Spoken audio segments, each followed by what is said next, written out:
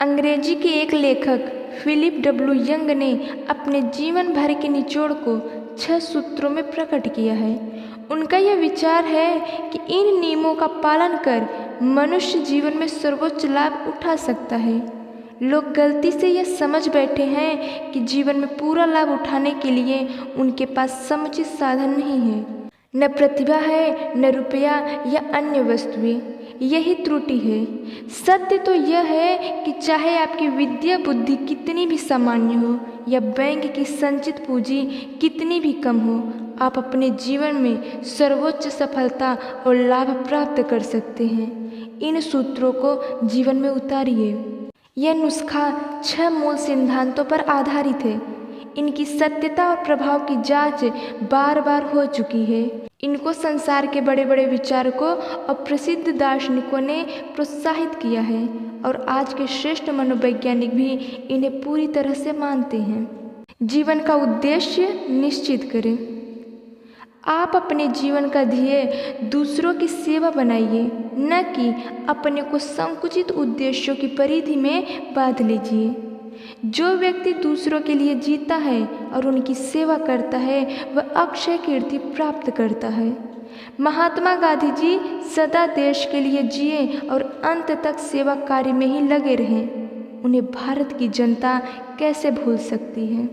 सत्यता यह है कि जो व्यक्ति अपना रुपया बढ़ाने की अपेक्षा दूसरों की किसी न किसी रूप में सेवा करने का प्रण करते हैं, वे जीवन में अधिक आनंद उठाते हैं। उन्हें सार्वजनिक दृष्टि से अधिक सफल कहा जा सकता है। हेनरी फोर्ड ने अपने जीवन के बाद के दिनों में अपने रुपये की अपेक्षा अधिक प्रसिद्धि प्राप्त की थी, क्योंकि उन्होंने केवल निजी कामों के लिए रुपया मात्र कमाने के स्थान पर अपना लक्ष्य देश और जाति की सेवा करना अपना लिया था।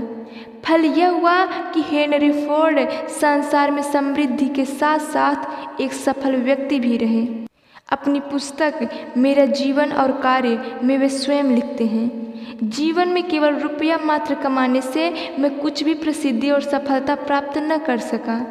जन सेवा का कार्य मुझे उसकी अपेक्षा अधिक श्रेष्ठ और ठोस मालूम हुआ और फिर तो यही मेरे जीवन का प्रधान लक्ष्य भी हो गया। आप स्वयं अनुभव करके देखिए। यदि आप सेवा भावना का प्रयोग करें तो देखेंगे कि आप अधिक रुपया कमा सकेंगे। इससे एक लाभ यह भी होगा कि आप अस्त व्यस्तता के स्थान पर संतुलन स्थापित कर सकेंगे। मन पर अनुचित दबाव के स्थान पर कोई भार न रहेगा और आप ऐसा अनुभव करेंगे जैसे आप किसी उद्देश्य के लिए जी रहे हैं और आपका जीवन भरा पूरा है। धैर्य धारण करें। दूसरा तत्व धैर्य की आदत का विकास करना है। धैर्य का अर्थ यह है कि आज आप अपना काम अधिक से अधिक पूरा कर डालने की कोशिश कीजिए। दूसरे शब्दों में, जो काम आज हो सकता है उसे कल पर मत छोड़िए। यह आपको साधारण सी बात जचती होगी, पर वास्तव में आज का पूरा सदुपयोग करना, उससे अधिकतम काम निकालना, एक घंटे और मिनट का पूरा फायदा लेना एक ऐसा महानियम है जिनका प्रत्येक उन्नति चाहने वाले व्यक्ति को अवश्य पालन करना चाहिए। अगर कोई कार्य आज हो सकता है तो उसे अवश्य ही आज पूर्ण कर डालिए। हाँ, जो काम वास्तव में आज पूर्ण नहीं हो सकते उन्हें आप अवश्य कल पर छोड़ सकते हैं। यदि आपका विवेक यह कहता है कि दरअसल यह काम आज पूर्ण नहीं होगा तो उसे कल पर टाल दीजिए, वरना उसे आज पूर्ण करने का पूरा प्रयत्न कीजिए। विगत चिंताएं दूर कीजिए। संभव है भविष्य की कुछ चिंताएं आपको दुखी रखती हो और मन में निरंतर भार उत्पन्न किए रहती हों। इनसे आपकी उत्पादक शक्तियां पंगु हो जाती हैं। अतः इन भावी चिंताओं को दूर कीजिए। सबसे उत्तम बात यह है कि इन चिंताओं को लिख डालिए, जिससे इनका स्पष्ट चित्र आपके सामने आ जाए। इससे आपका मन साफ हो जाएगा और भावनाओं पर पड़ा हुआ अनुचित भार दूर हो जाएगा। अब यदि आज के विविध कार्यों में अपने आप को व्यस्त कर ले तो पुरानी चिंताओं के भार से आपको अनायासी मुक्ति मिल जाएगी।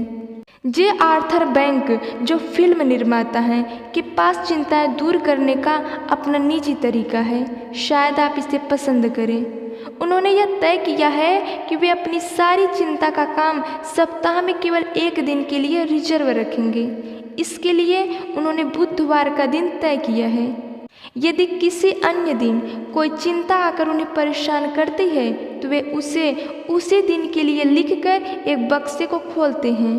फिर उन पर्चियों पर लिखी हुई चिंताओं को एक एक कर देखते हैं। उन्हें मालूम होता है कि आधी चिंताएं तो स्वयं समाप्त हो चुकी हैं। शेष को वे फिर अगले बुधवार के लिए टाल देते हैं। अगले बुधवार को फिर पाते हैं कि उनमें से कुछ चिंताएं और समाप्त हो चुकी हैं। चिंता एक प्रकार की घृणित मानसिक आदत मात्र है।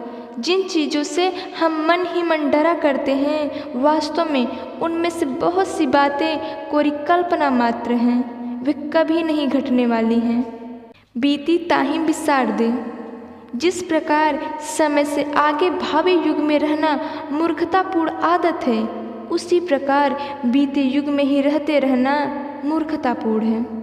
यदि आप लगातार उसी की बाबत सोचते हैं तो इसका मतलब है कि आप अभी भी उसी बीते हुए युग में निवास कर रहे हैं। जब कभी आप किसी बीती हुई मूर्खता के लिए चिंतित होने लगे तो जरा ठहरिए और सोचिए कि उस पुरानी गलती के कारण अपने मौजूदा आनंद और उज्जवल भविष्य को कलुषित करने से क्या फ़ायदा होगा। फिर क्यों न मजबूती से आज के काम में जुट पड़े। यदि संभव हो तो नया सृजनात्मक कार्य क्यों न करें जिसमें हमारा तन और मन पूरी तरह जुट पड़े। तो अतीत की व्यर्थ चिंताएं छोड़कर दिलचस्पी का नया कार्य शुरू कीजिए। पुरानी अंधेरी कोठरियों से निकलकर उज्जवल और प्रकाशमान भविष्य का चिंतन कीजिए और मौजूदा कार्य कीजिए। उजला पहलू ही देखिए। हमारे आसपास के व्यक्तियों और परिस्थितियों में क्या बुरा है यह खोज निकालना बड़ा आसान है। सफ़ेद वस्त्र पर भी कालिमा पूरी तरह चमकती है, लेकिन आप व्यक्तियों और मनुष्यों का चमकदार और उज्जवल पक्ष देखने की आदत विकसित कीजिए। अच्छाइयाँ देखने से आपके व्यक्तित्व की अच्छाइयाँ विकसित होंगी और आप देखेंगे कि व्यक्तियों में अच्छाइयाँ भी अधिक मात्रा में हैं। इनका चिंतन करने से अच्छाइयों का ही निरंतर विकास होगा और संसार में प्रेम सद्भाव का प्रचार होगा। आपका व्यक्तित्व शुभ संकल्पों से चमक उठेगा। इससे आप स्वयं प्रसन्न बनेंगे और दूसरों को भी आनंदित कर सकेंगे। आसपास वाले व्यक्तियों की अच्छाइयों का विकास होते रहने से समाज आगे बढ़ेगा।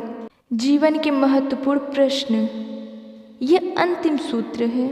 आप अपनी शक्ति मामूली निम्न स्तर के कार्यों में व्यय मत कीजिए।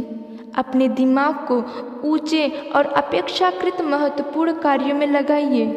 व्यर्थ की गपशप, दूसरों की मिथ्या आलोचना, खराबियाँ, चुगली, मित्र मंडली के साथ समय को नष्ट करना, आलस्य में पड़े रहना आदि अनेक छोटे छोटे कामों में लोग बड़ा आनंद लेते हैं।